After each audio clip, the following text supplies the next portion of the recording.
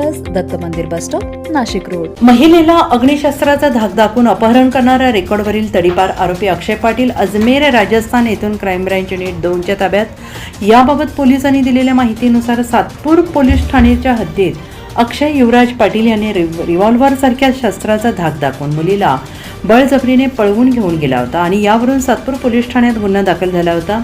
या गुन्ह्यातील संशयित आरोपी अक्षय युवराज पाटील हा फरार होता।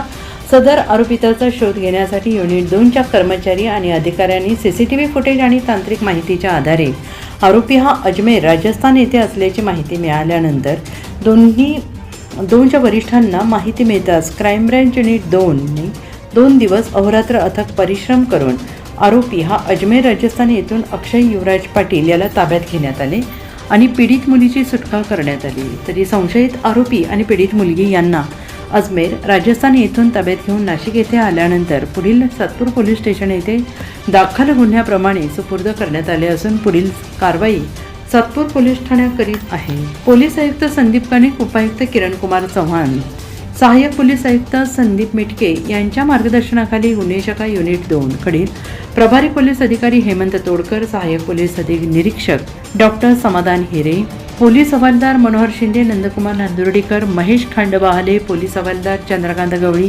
जया तारडे स्टाफ यांनी केली आहे। NCN न्यूजसाठी प्रतिनिधी सिद्धार्थ लोखंडे, सातपूर।